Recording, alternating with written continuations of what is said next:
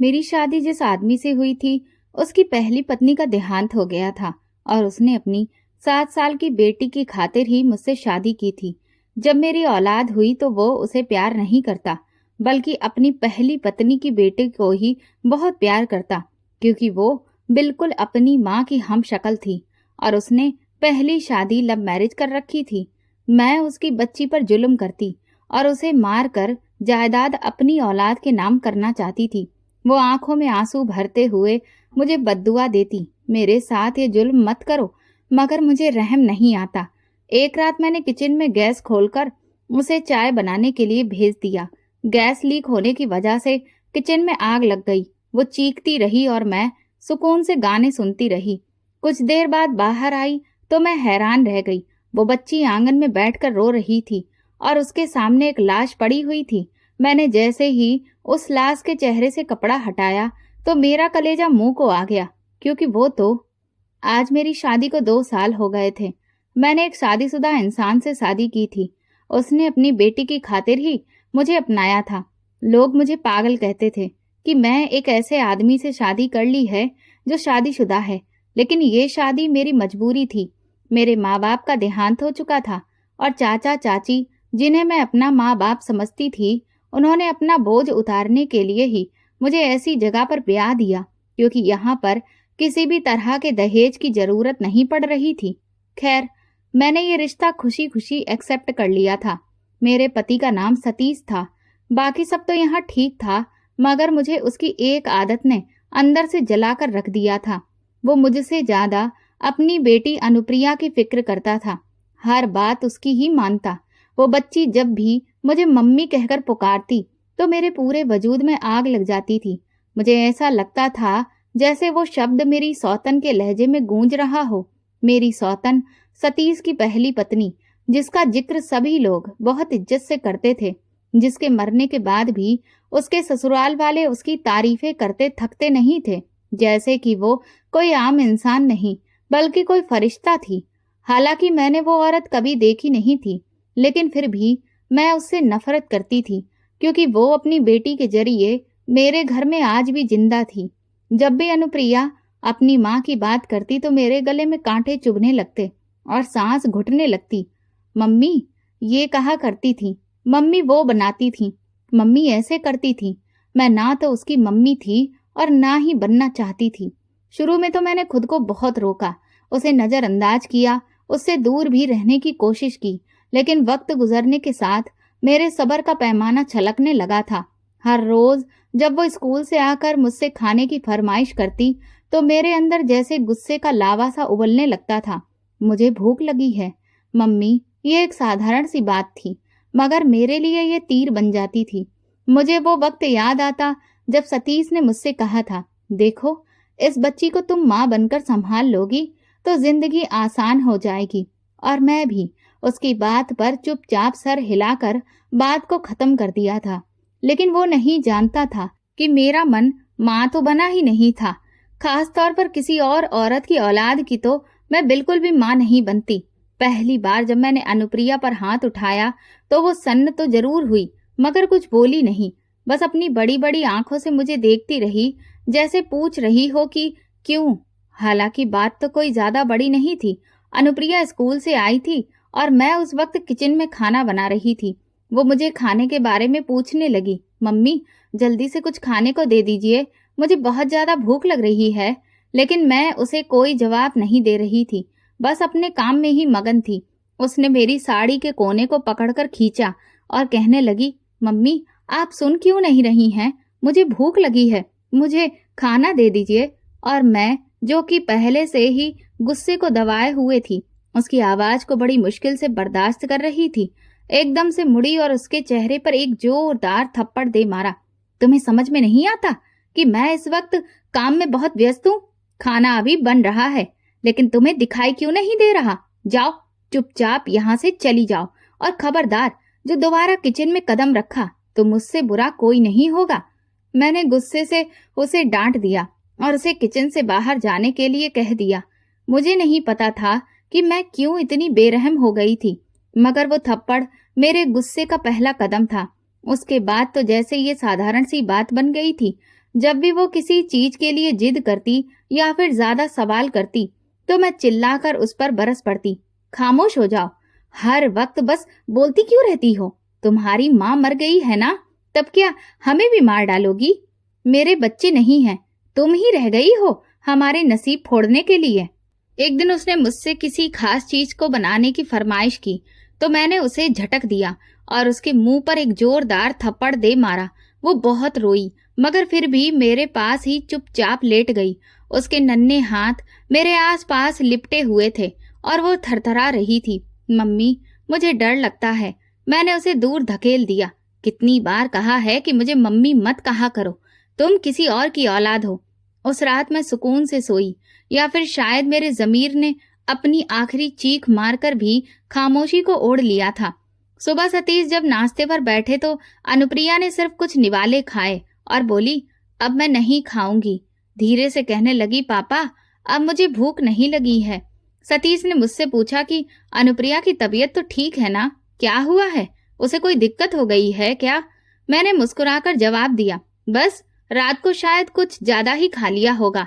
झूठ तो मेरे होठों पर इस तरह से आता था जैसे कि मैं सच बोलना ही भूल चुकी हूँ। अनुप्रिया की खामोशी ने मुझे कुछ लम्हों के लिए परेशान किया, लेकिन मेरे घमंड ने मुझे फिर तसल्ली दी कि ये लड़की तुम्हारी कमजोरी नहीं बनेगी। चिंता मत करो, मजबूत रहो। मेरे दिल में किसी के लिए भी रहम नहीं बचा था। वो बच्ची मेरे लिए सिवाय एक बोझ के और कुछ नहीं थी। शायद मेरे साथ अगर कोई रहम करता तो मैं भी किसी पर रहम करना सीखती, लेकिन मेरे हिस्से में प्यार नहीं था, ना ही मैंने उसे बांटना सीखा। कभी कभी जब रात को घर में खामोशी होती और अनुप्रिया के दबे कदमों की आवाज सुनाई देती तो मैं दरवाजे से देखती कि वो किचन के दरवाजे के पास आकर खाने के लिए कुछ तलाश कर रही है। वो छोटे छोटे हाथों से बर्तन हटाती, रोटी का बचा हुआ टुकड़ा लेकर पानी पीती और वापस चली जाती। तब भी मेरे दिल में रहम नहीं जगता। ये उसकी माँ का किया हुआ जुल्म है जो अब मेरी जिंदगी में है। मैं खुद को इस तरह की बातें कहकर निश्चिंत कर रखा था, मगर सच्चाई ये थी कि वो जुल्म मेरी खुद की हरकतों का था, मेरी सोच थी, मेरे शब्द थे जो उस बच्ची को हर दिन जख्मी करते जा रहे थे। उस रात जब मैं सो रही थी तो मुझे एक अजीब सपना आया। एक सुनसान जगह थी, अंधेरे में थोड़ी सी रोशनी थी। मैंने पास जाकर देखा तो एक बच्ची मिट्टी में बैठी रो रही थी। उसके चेहरे पर आंसू थे, होठों पर भूख की थरथराहट और आंखों में सवाल फैला हुआ था। मम्मी, मैंने क्या किया था? मेरा क्या कसूर था? मैं चिल्लाकर उठ बैठी। पसीने से भीगी हुई सांसें उखड़ी हुई थीं, दिल तेजी से धड़क रहा था। मैंने पानी पिया और अपने आप से कहा, ये बस एक सपना था और कुछ भी नहीं। लेकिन वो सपना हकीकत से ज्यादा सच्चा लगा। बाकी की सारी रात मैंने बेचैनी से गुजारी और एक लम्हे के लिए भी मेरी आंख नहीं लगी थी। मुझे समझ में नहीं आ रहा था कि आखिर मैं इतनी बेचैन क्यों हो रही हूँ। मेरा दिल क्यों घबरा रहा है? शायद आने वाले किसी अनहोनी का ख्याल मेरे दिल को खाए जा रहा था और मैं किसी अनजाने डर की वजह से खौफजदा हो रही थी। अगले दिन सुबह के वक्त मेरी तबीयत कुछ सुस्त सी थी। सतीश से मैंने कह दिया कि तुम खुद नाश्ता करके चले जाओ, मेरी तबीयत आज ठीक नहीं है। मैं रात भर ठीक से सो नहीं पाई। उन्होंने भी जब मेरी आंखों में लाली देखी तो कुछ नहीं बोले और काम पर चले गए। मैं भी कुछ देर में सो चुकी थी और उस वक्त गहरी नींद में थी जब मुझे अपने हाथ पर किसी का एहसास महसूस हुआ और फिर अनुप्रिया की हल्की सी आवाज सुनाई दी, मम्मी मुझे भूख लगी है। अनुप्रिया की आवाज उस वक्त मुझे बहुत दूर से आती हुई महसूस हो रही थी, लेकिन उसकी आवाज सुनते ही मेरे अंदर एक अजीब सा गुस्सा बढ़ने लगा था। उसने दोबारा हाथ जोर से हिलाया और फिर मुझे दोबारा आवाज दी। अब की बार वो धीमे से बोली, लेकिन मेरा गुस्सा एकदम ज्वालामुखी बन गया था और मैं गुस्से से उठ बैठी और एक जोरदार थप्पड़ उसके फूल जैसे गाल पर दे मारा और कहा, तुम्हारी हिम्मत कैसे हुई मुझे उठाने की, जब तुम्हारे बाप से मैं कह चुकी थी कि मुझे नींद आ रही है, मेरी तबीयत ठीक नहीं है, तो तुम्हें भी नाश्ता करवा कर जाता। अब दोबारा मेरे सिर पर सवार हो गई हो। जब देखो बस भूख लगी है, भूख लगी है चिल्लाती रहती हो। काम की ना काज की और दुश्मन अनाज की। मैंने उसे कठोर बातें सुना दी। अनुप्रिया की आंखों में आंसू आ गए। वो डरी सहमी नजरों से मुझे देखने लगी, लेकिन मुझे उस पर तरस नहीं आया। मैंने उसे धक्का देकर पीछे हटाया और कहा, अब जाओ यहाँ से। खड़ी खड़ी मेरा मुंह क्या देख रही हो? दफा हो जाओ यहाँ से। अनुप्रिया मरे हुए कदमों के साथ सर झुकाए मेरे कमरे से चली गई और मैं दोबारा बिस्तर पर लेट गई और सोने की कोशिश करने लगी। लेकिन अब नींद मेरी आंखों से कोसों दूर थी और कुछ देर बेचैनी से करवटें बदलने के बाद मैं उठ बैठी। क्या अजीब मुसीबत है यार। मैंने जैसे अपने आप से झुंझलाहट भरी बात कही और फिर खुद भी फ्रेश होने के लिए बाथरूम में चली गई। लेकिन एक बार भी मुझे अनुप्रिया का ख्याल नहीं आया। हालांकि मुझे उसे खाना देना चाहिए था, लेकिन मैंने अपनी जिम्मेदारी से नजरें चुरा ली। एक बच्ची से बैर बांध लिया था और मुझे इस बात का एहसास तक नहीं था। सतीश घर आते तो अनुप्रिया चुपचाप एक तरफ बैठी होती। वो मुस्कुराने की नाकाम कोशिश करती, मगर चेहरे पर सफेदी और आंखों में नमी साफ दिख रही होती। पापा आ गए। सतीश प्यार से झुकता, उसके माथे को चूमता और अक्सर उसे कुछ खाने को देता। मैं अंदर से झुलसने लगती। एक दिन तुम्हें अच्छी तरह समझ आएगी कि जब ये बच्ची तुम्हारी इज्जत बर्बाद कर देगी, मेरा दिल अंदर ही अंदर कहता, मगर जुबान मैं बंद रखती। एक दिन मैंने देखा कि अनुप्रिया किचन के बाहर बैठी और चुपचाप मेरे दरवाजे को देख रही है। मैंने उठकर तुरंत अपने कमरे का दरवाजा बंद कर लिया। थोड़ी देर के बाद मुझे बर्तन गिरने की आवाज सुनाई दी। बाहर निकली तो देखा कि अनुप्रिया ने बचा हुआ खाना नीचे गिराया था। तुम्हारी हिम्मत कैसे हुई किचन में जाने की? मैं चिल्लाई, चोर कहीं की। चोर हो तुम, खाना चुराने आई हो। तुम्हें तुम्हारी माँ हमारे लिए छोड़कर गई, खुद तो मर गई, अब हमें भी तुम रोज मारोगी। उसकी डरी हुई आंखों में डर उभर आया, मगर होठों पर एक भी शब्द नहीं आया, सिर्फ आंखें बोल रही थी। वो मुझसे माफी मांग रही थी। बोली, मुझे बहुत तेज भूख लग रही थी, इसलिए मैं खाना लेने आई थी। मम्मी, मैं झुंझलाकर उसे बाजू से पकड़ा और जोर से झिंझोड़ डाला, चली जाओ यहाँ से और दोबारा किचन के पास नजर मत आना। वो रोती हुई अपने कमरे में भाग गई। दरवाजा बंद करने से पहले उसने पलटकर मेरी तरफ देखा। वो नजर, वो नन्ही सी खामोश नजर जिसमें शिकायतें छुपी हुई थी और बहुत सारे सवाल थे। वो नजर जो समझ नहीं पा रही थी कि उस पर जुल्म क्यों किया गया। उस रात मेरे कमरे में कुछ ठंडक सी थी। मैं बिस्तर पर लेटी, आंखें बंद किए, मगर नींद नहीं आ रही थी। अजीब सा शोर मेरे दिल में मचल रहा था। सुबह सतीश ने कहा कि लगता है अनुप्रिया बीमार हो रही है। रात भर वो बुखार में थी। मैंने लापरवाही से कहा, हर वक्त तो खेलती रहती है, तो बीमार तो पड़ेगी ही, लेकिन इसमें कोई खास बात नहीं है, वो अभी 1-2 दिन में ठीक हो जाएगी।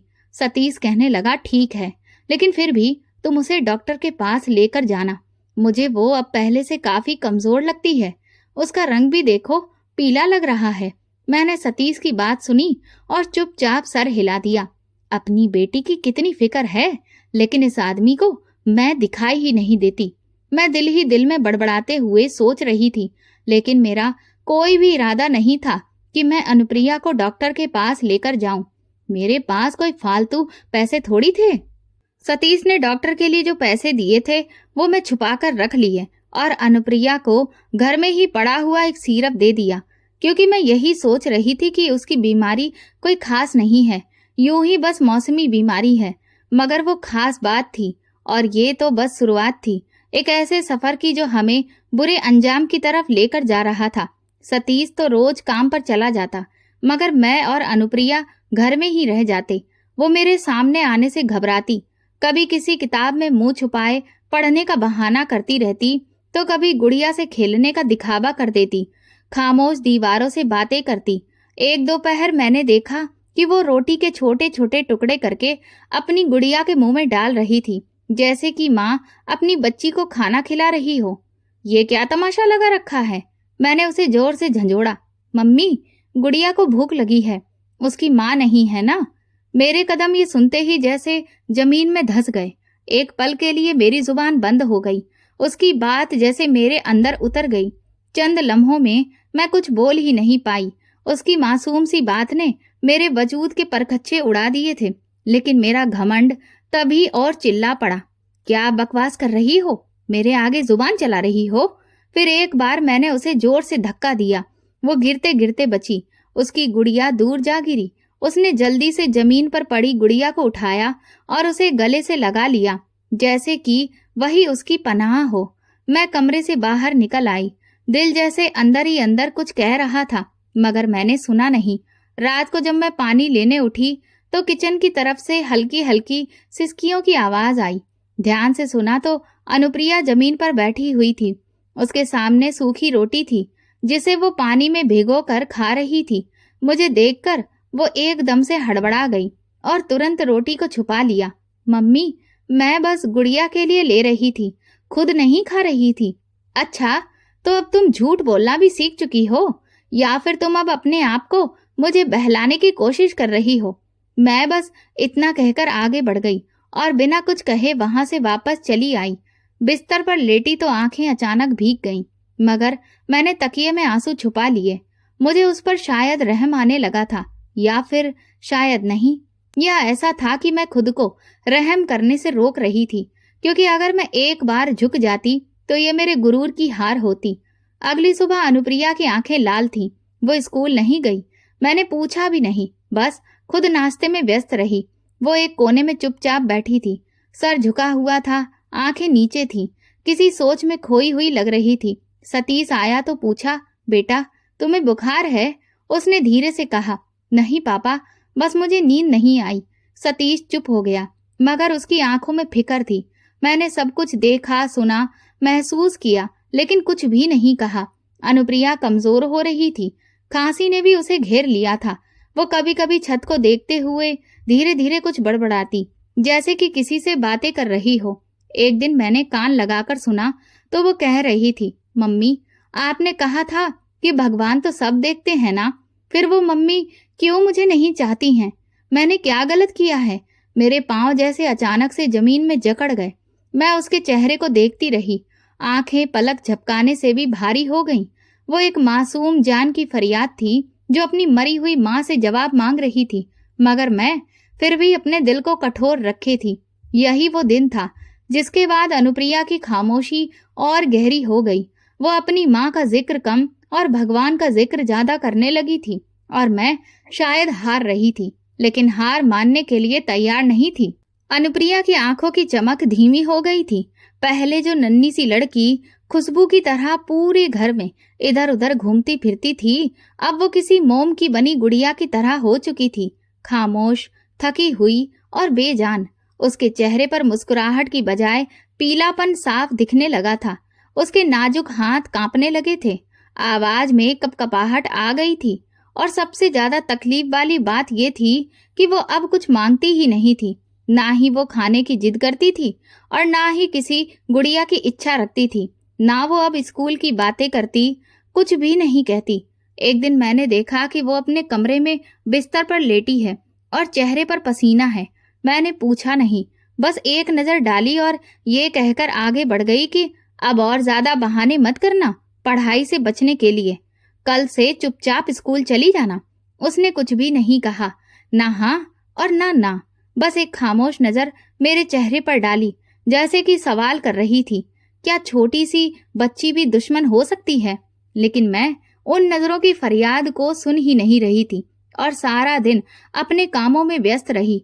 सतीश जब शाम को घर आया तो अनुप्रिया को बुखार में तपता हुआ पाया। ये तो बुखार में बुरी तरह से तप रही है, तुमने मुझे बताया भी नहीं। उसकी आवाज में घबराहट थी। वो दबे दबे गुस्से से चिल्लाया। मैं भी लापरवाही से बोली, बच्चे तो अक्सर बीमार हो जाते हैं, ये कोई बड़ी बात थोड़ी है।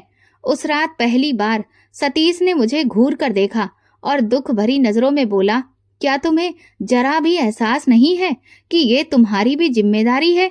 मेरा दिल चाहा कि मैं चिल्ला चिल्ला कर कह दूं कि ये मेरी जिम्मेदारी नहीं है, ये सिर्फ मेरी मुश्किल है, एक बोझ है, मगर मैं चुप रही।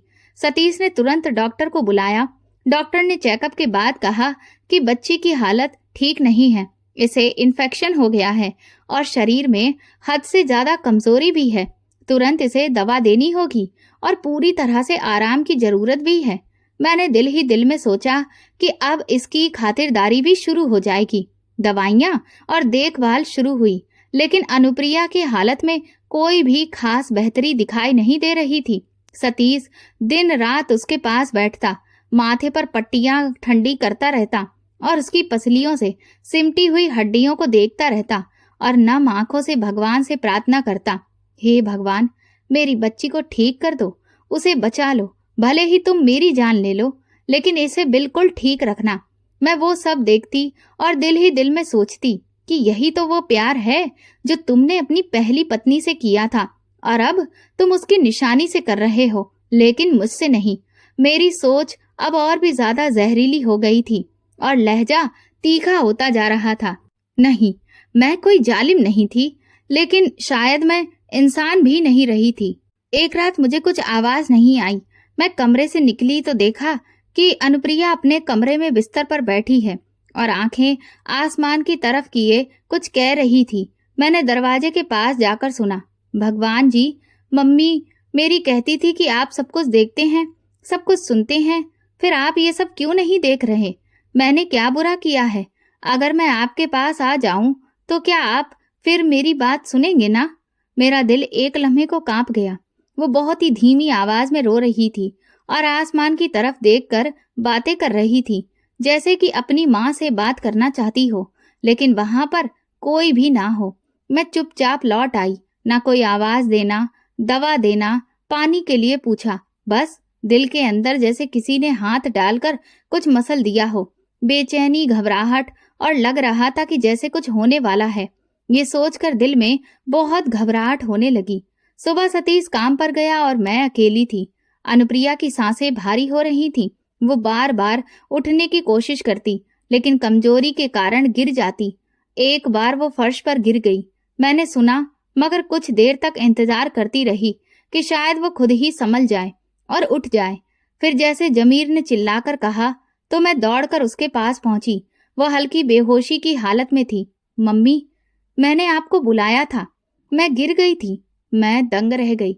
उसका दर्द में मुझे मम्मी कहकर पुकारना मेरी आत्मा पर ऐसे गिरा था जैसे किसी जलते हुए जख्म पर नमक छिड़क दिया गया हो। मैंने उसे बिस्तर पर लेटाया, पानी पिलाया, माथे पर हाथ रखा।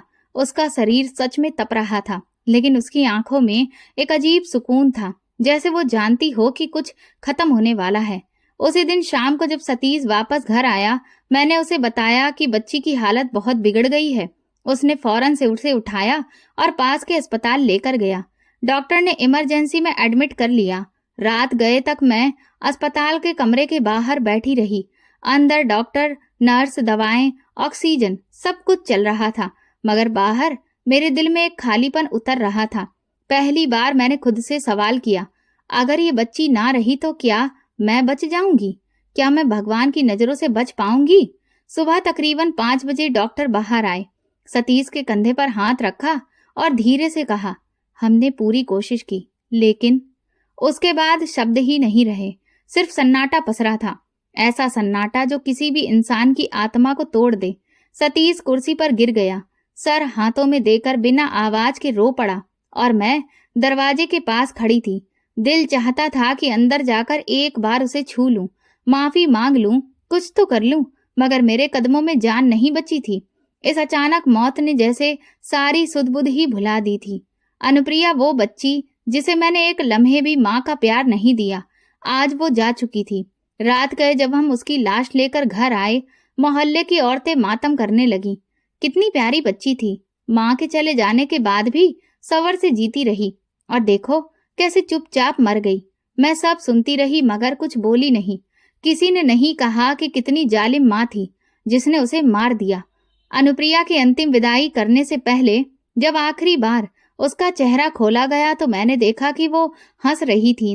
नहीं, उसके होठों पर कोई मुस्कुराहट नहीं थी, बस एक सुकून उसके चेहरे पर फैला हुआ था, जो शायद भगवान के सामने फरियाद करने के बाद मिलता है। उसने जाने से पहले कहा था कि मैं भगवान के पास जाकर आपकी शिकायत करूंगी, और मैं जानती थी कि भगवान ने शायद उसकी सुन ली थी। अनुप्रिया की मौत को 1 हफ्ता हो चुका था। घर की हर चीज वैसी ही थी जैसे पहले थी, मगर हवा बदल गई थी। हर कण जैसे रो रहा हो। दीवारों पर उसकी हंसी के निशान नजर आते थे। कमरे में उसकी खामोश गुड़िया पड़ी हुई थी। बेड पर उसकी खुली किताब रखी थी। सब कुछ खामोश गवाह बन चुके थे। मैंने अपनी जिंदगी में कभी ऐसा माहौल महसूस नहीं किया था। शोर तो अभी भी था, लेकिन एक सन्नाटा था। मोहल्ले की औरतों की आवाजें, बच्चे गली में खेलते, टीवी पर खबरें चलती, लेकिन मेरे अंदर जैसे कुछ हमेशा के लिए खामोश हो गया था। सतीश भी बिल्कुल टूट चुका था। वो ऑफिस नहीं जा रहा था, दिन रात चुपचाप बैठा रहता, या फिर अनुप्रिया को जहां पर दफनाया गया था वहां चला जाता और वहीं उसके पास बैठा रहता।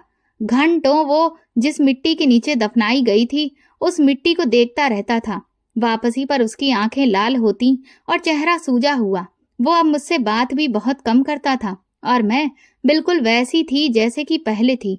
ना किसी के सामने रोई, ना चिल्लाई, ना कोई मातम किया, लेकिन रात के अंधेरे में जब सब लोग सो जाते, मैं अपने कमरे में दरवाजा बंद करके दीवार से टेक लगाकर रोती।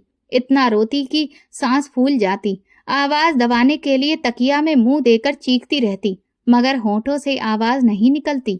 मेरी नींद भी छिन चुकी थी। अब हर रात एक सपना मेरे सामने आकर खड़ा होता। एक ही सपना, एक ही नजर, जैसे कि कोई फिल्म चल रही हो। अंधेरे के माहौल में एक बच्ची मिट्टी की नरम सी जमीन पर बैठी होती। वो सफेद कपड़ों में वहां बैठी है, बाल खुले हुए हैं, आंखों में आंसू और हाथ में एक छोटा सा थैला पड़ा हुआ है। मैं उसके पास जाती हूँ। वो नजरें उठाती है और कहती है, मम्मी, आपने मुझे खाने के लिए क्यों नहीं दिया? आप क्यों मुझसे नाराज थी? अब भगवान ने मुझे बहुत सारा खाना दिया है, लेकिन मैं आपको माफ नहीं करूंगी। मैं उनसे शिकायत कर दी है। फिर वो उठकर पीछे मुड़ती और दूर किसी रोशनी में चल देती। मैं आवाज देती हूँ, रोती हूँ, मिन्नतें करती हूँ, अनुप्रिया एक बार वापस आ जाओ, मुझे माफ कर दो, मगर वो नहीं पलटती। मैं हड़बड़ाकर जाग जाती हूँ। पूरा शरीर पसीने से भीगा होता है, दिल जैसे सीने से बाहर निकलने को होता है। ये सपना अब रोज का हिस्सा बन चुका था।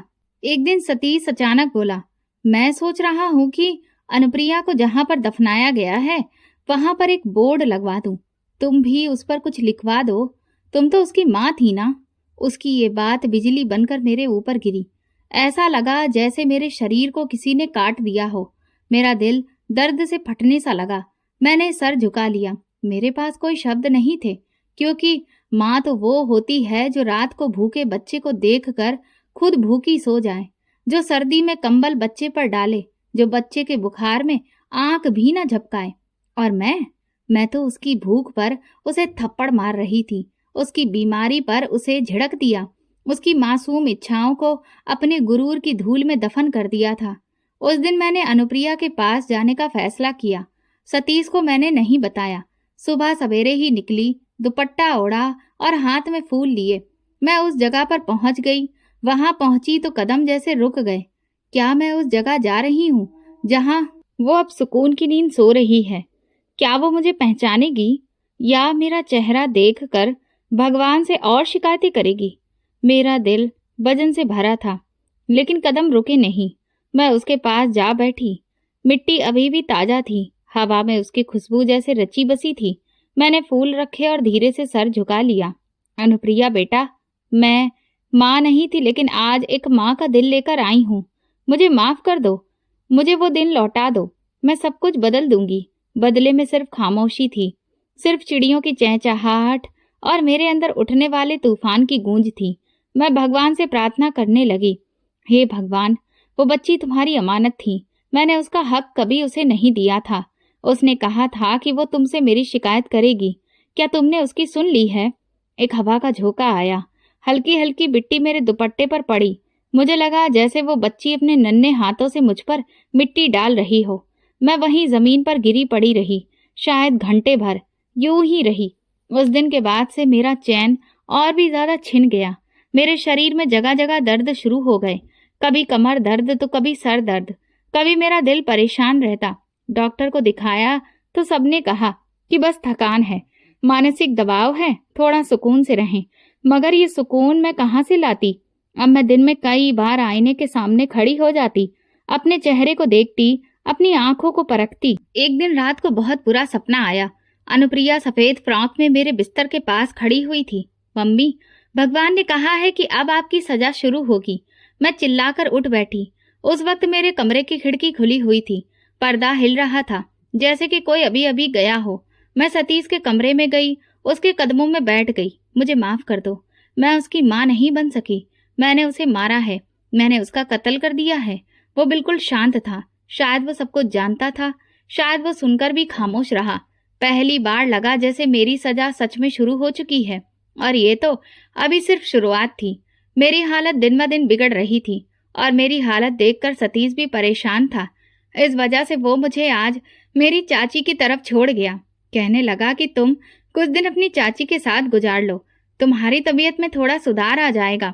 मैं भी चुपचाप तैयार हो गई, क्योंकि मैं खुद भी इस घर से कुछ वक्त के लिए निकलना चाहती थी और थोड़ा सा सुकून महसूस करना चाहती थी, क्योंकि यहाँ पर रहकर हर वक्त अनुप्रिया की यादें और उसकी बातें मुझे सुनाई देती थीं, जिसकी वजह से मैं सुकून से नहीं रह पा रही थी।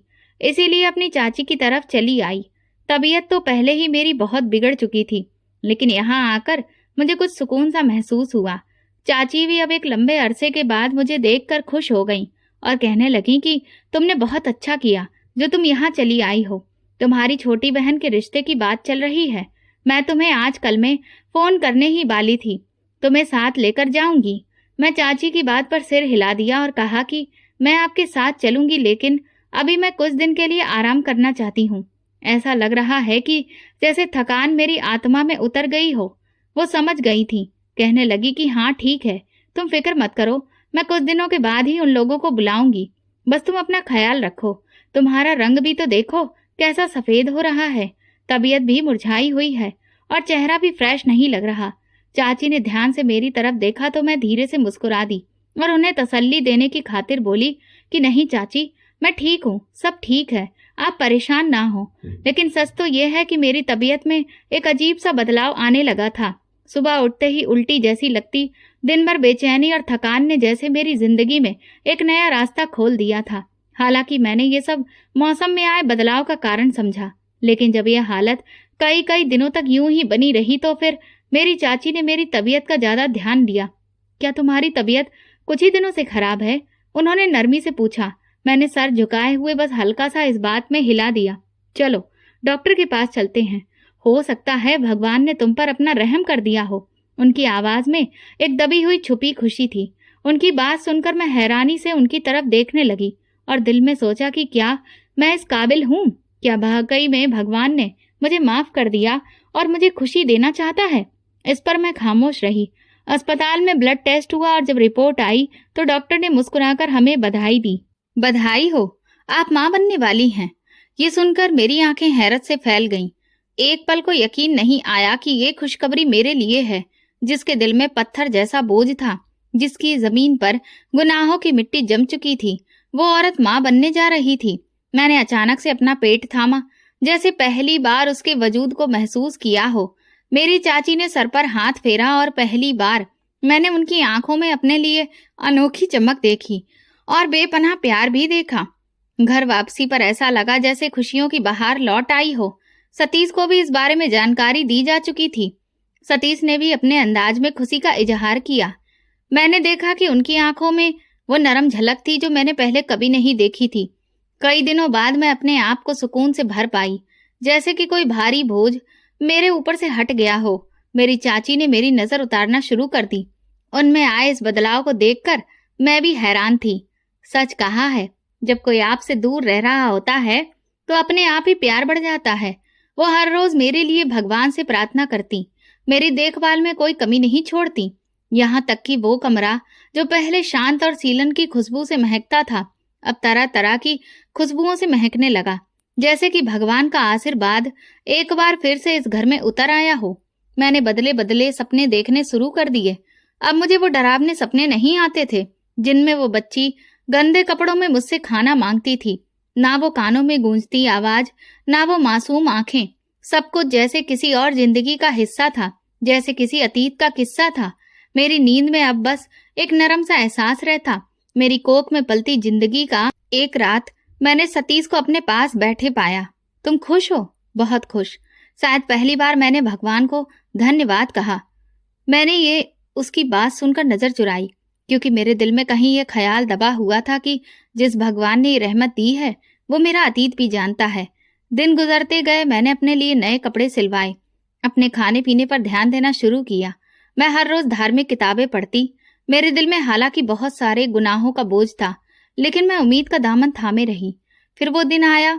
वो सुबह कुछ अजीब थी। मैंने नींद से उठते ही पेट में हल्का सा दर्द महसूस किया, लेकिन उसे नजरअंदाज कर दिया। दोपहर तक वो दर्द और तेज हो गया। मेरी चाची भी ये सब सुनकर बहुत घबरा गई। वो मुझे तुरंत अस्पताल लेकर गई। डॉक्टर ने अल्ट्रासाउंड किया। उनके चेहरे का रंग एकदम से बदल गया। वो मुझे तुरंत ही ऑपरेशन थिएटर की ओर लेकर गए। खून बह रहा है। ये सुनते ही मेरे दिल की धड़कन रुक सी गई। क्या हो रहा है? मैं कुछ समझ ना पाई। मुझे स्ट्रेचर पर ले जाया जा रहा था। मेरी चाची अचानक से घबरा गई और भगवान से हाथ जोड़कर प्रार्थना करने लगी कि इस बच्ची की गोद खाली ना करना। मेरे कानों में वो शब्द आखिरी बार आए और मेरी आंखों के आगे अंधेरा छा गया। जब मेरी आंख खुली तो मेरे पेट पर मेरा हाथ गया। एक खालीपन सा महसूस हुआ। वो खालीपन ऐसा था कि आत्मा को चीर कर गुजर जाए। मेरी चाची मेरे पास ही बैठी थी। चेहरे पर खुद को संभाले हुए एक थकी सी लकीर दिखाई दी। बेटा, तुम्हारा बच्चा। उनकी जुबान लड़खड़ा गई। क्या वो बच गया? मैं हल्की सी उम्मीद के साथ पूछने लगी। उन्होंने धीरे से सर झुका दिया। शायद भगवान को ये मंजूर नहीं था। तुम्हारा मिसकैरेज हो गया है। मेरे कानों में जैसे किसी ने गर्म शीशा उड़ेल दिया हो। मैं अपने पेट पर हाथ रखकर लगातार रोने लगी। वो लम्हा था जब मेरी याददाश्त की खिड़की एक बार फिर खुल गई। वो छोटी सी बच्ची, वो भूखा रहना, वो थप्पड़, वो बद्दुआएं और उसकी कही गई आखिरी बात, मैं भगवान के पास जाकर आपकी शिकायत करूंगी।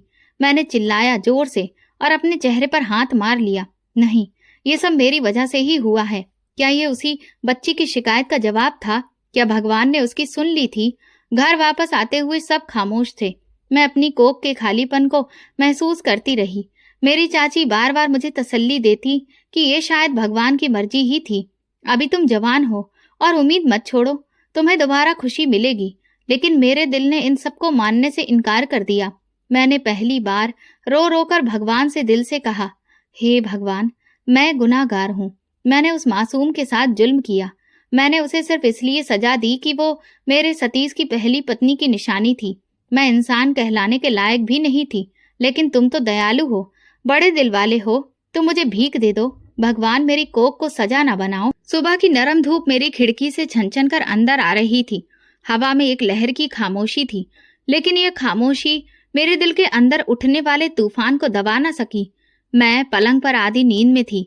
आंखें छत से लगी थीं, मगर दिमाग कहीं और भटक रहा था। मिसकैरेज को 2 हफ्ते गुजर चुके थे। वो सपना जो अभी पूरी तरह से आंखों में उतर भी नहीं पाया था, कुचल दिया गया। वो नन्हा वजूद जो भी माँ के एहसास को महसूस भी नहीं कर पाया था, मुझसे छीन लिया गया। लेकिन इस बार दुख कुछ अलग था। सिर्फ अपना बच्चा खोने का गम नहीं था, बल्कि वो सब कुछ एक मुश्किल बनकर याद आ रहा था जो मैंने अनुप्रिया के साथ किया था। वो अनुप्रिया जो रोज दरवाजे पर आकर कहती थी, मम्मी खाना दे दो, भूख लग रही है, और मैं गुस्से से उसके मुंह पर दरवाजा बंद कर देती थी।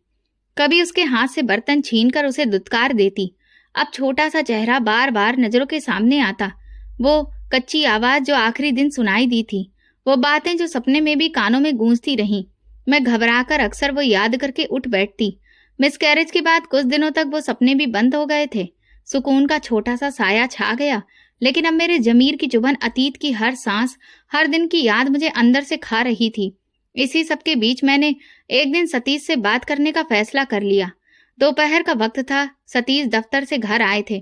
थके थके से लग रहे थे, लेकिन हमेशा की तरह नरम मिजाज। वो कभी ज्यादा सवाल नहीं करते थे। क्या हुआ? तुम्हारी तबीयत ठीक है? आज तुम ऑफिस से जल्दी घर आ गए। मैंने सतीश से पूछा तो कहने लगे, हाँ, सर में बहुत दर्द था, हरारत महसूस हो रही थी, इसलिए छुट्टी लेकर आ गया हूँ। उसने थके हुए अंदाज में जवाब दिया और सोफे पर बैठ गया। मैं तुरंत उसके लिए पानी ले आई, जिसे पीकर वो थोड़ा सा शांत हुआ और कहने लगा, मैं अब आराम करूंगा, तभी ठीक नहीं है मेरी। ये कहकर वो कमरे में चला गया। मैं जो पहले ही परेशान थी, अब पछतावा मुझे डस रहा था। सतीश को देखकर मेरी परेशानी और बढ़ गई। दोपहर से शाम तक का वक्त गुजारना मुश्किल हो गया। शाम को जब वो सोकर उठा तो उसकी तबीयत पहले से ही बेहतर थी। हम दोनों ने एक साथ बैठकर चाय पी। फिर मैंने फैसला कर लिया कि आज सतीश को सारी सच्चाई बता दूंगी, क्योंकि ये बोझ मेरे दिल को खाए जा रहा था और मेरे दिमाग ये सब कुछ सोच सोच कर थक चुका था। मैंने हिम्मत जमा की और उसके सामने बैठकर कहा, सतीश, मुझे तुमसे कुछ जरूरी बात करनी है। सतीश ने चौंक कर मेरी तरफ देखा और पूछा, हाँ कहो, सब ठीक तो है ना? मेरे गले में जैसे कोई चीज अटक गई हो। मैं पल भर को खामोश रही, फिर धीरे से बोली, मुझे अनुप्रिया की मौत का पछतावा है, बल्कि मैं ही वो थी जो उसके साथ जुल्म करती रही। मैं एकदम जल्दी से कह दिया तो सतीश की आंखें हैरत से बड़ी हुईं, जिनमें उलझन, सदमा और दुख उमड़ आया। क्या मतलब? मैंने धीरे से सब कुछ कहना शुरू किया। मेरी आवाज कपकपाती रही। मैं बार बार रुकती, हिचकियां लेती, मगर कुछ छुपाया नहीं। एक एक जुल्म, एक एक कठोर शब्द, हर बार धक्का देना, हर थप्पड़, सब मैंने अपने पति को बता दिया। सतीश की हालत ऐसी हो रही थी जैसे किसी ने उसके पैरों तले से जमीन खींच ली हो। वो बस सोफे पर बैठा रहा, खामोशी से मेरी तरफ देखता रहा। उसके होठों से कोई शब्द भी नहीं निकला। मैंने उसे माँ की कमी का एहसास दुगना करके दिया, क्योंकि वो तुम्हारी पहली पत्नी की निशानी थी और मुझे बिल्कुल भी बर्दाश्त नहीं थी। मैंने उसे खाने के लिए तरसाया, मारा, डांटा और आखिरी दिन मैंने उसे कहा कि वो सबको खा गई है। सतीश का चेहरा सफेद पड़ चुका था, उसकी आंखों में नमी थी और होंठ कांप रहे थे। वो बोला, तुम जानती हो, वो बच्ची मेरे जीने की वजह थी। मेरी पत्नी तो चली गई, लेकिन अनुप्रिया ने मुझे जिंदा रखा और मैं इतना बेखबर रहा कि मुझे कभी एहसास भी नहीं हुआ कि वो मेरे साए में भी अकेले मर गई। मुझे कभी उसके दुख दर्द का एहसास ही नहीं हुआ। मैंने कभी उसकी खामोशी को सुनने की कोशिश ही नहीं की, उसकी आंखों में छुपी हुई शिकायतों को देख नहीं पाया। मैंने तुम्हें धोखा दिया था सतीश, लेकिन अब मेरा दिल टूट चुका है।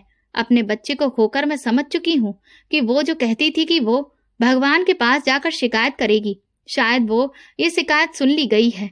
मुझे माफ कर दो सतीश। सतीश ने अपना हाथ पीछे खींच लिया। उसकी आवाज भारी हो चुकी थी।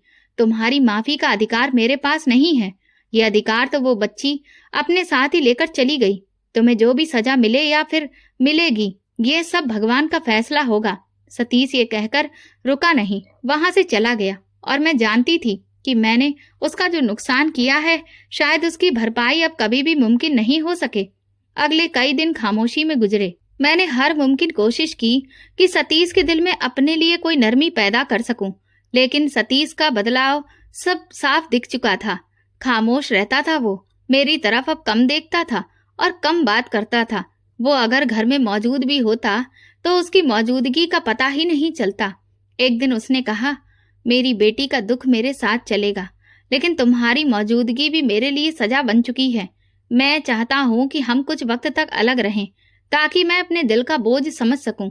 मुझे इस रिश्ते को दोबारा उसी मुकाम पर ले जाने के लिए कुछ वक्त चाहिए। मैं न तुम्हें माफ कर पा रहा हूँ और ना ही अपने पछतावे से निकल पा रहा हूँ, इसलिए मुझे कुछ वक्त दो। सतीश ने संजीदगी से कहा तो मैंने सर झुका लिया। मेरे पास कहने को कुछ नहीं था। मैं जानती थी कि कुछ दुख ऐसे होते हैं जिनका पछतावा उम्र भर का होता है। एक दिन मैंने हिम्मत की और दरवाजा खोल दिया। कमरे में वही नन्ही सी चीजें थीं, वो गुड़िया, वो खिलौने का टूटा हुआ बिखरा टेडी और एक कोने में स्कूल का बैग अभी भी वैसा का वैसा पड़ा था। मैं फर्श पर बैठ गई, बैग खोला और अंदर से कॉपी निकाली। कॉपी के पहले पन्ने को देखा, उस पर लिखा था, मेरी मम्मी कभी मुस्कुराती नहीं, लेकिन शायद एक दिन वो मुझे पसंद करने लगेगी। ये पढ़कर मैं फूट फूट कर रोने लगी। वो दिन मेरी जिंदगी का एक ऐसा मोड़ बन गया जहां मैं अपने गुनाहों की माफी मांगकर आगे बढ़कर एक नई औरत में ढलने लगी। मैंने पास के अनाथालय में जाकर बात की। वहां जाकर अनाथ बच्चों की सेवा करने लगी। रोज उन बच्चों को जाकर खाना खिलाती, कहानियां सुनाती। मेरी आंखें अक्सर भीगी रहती, लेकिन दिल में एक प्रार्थना होती, भगवान मेरी बच्ची को स्वर्ग में रखना और मेरी माफी को अपना दिल बड़ा करके कबूल कर लेना। इस बात को गुजरे हुए 5 साल हो चुके हैं। सतीश के दिल में मेरे लिए अब कोई भी गुंजाइश नहीं है। वो अभी भी मुझे माफ करने की हिम्मत नहीं कर पाते हैं। हम एक छत के नीचे 2 अजनबियों की तरह जरूर रह रहे हैं, लेकिन हमारे बीच कोई रिश्ता नहीं है। ना सतीश मुझे खुद से अलग कर रहा है और ना मैं उससे अलग हो रही हूँ। शायद हम एक दूसरे के साथ रहकर खुद को सजा दे रहे हैं। सतीश खुद को इस बात की सजा दे रहा है कि वो इतना अनजान कैसे रहा, और मैं इस बात की कि मैंने ये जुल्म क्यों किया। दोस्तों, आप किस शहर से हमारी कहानी सुन रहे हैं, कमेंट में बताएं। अगर आपको हमारी ये कहानी पसंद आई हो तो कमेंट करके जरूर बताएं। वीडियो को लाइक करें और ज्यादा से ज्यादा शेयर करें। अगर आप चैनल पर नए हैं तो सब्सक्राइब जरूर करें और नोटिफिकेशन बेल दबाएं ताकि अगली अपडेट सबसे पहले आपको मिले। धन्यवाद।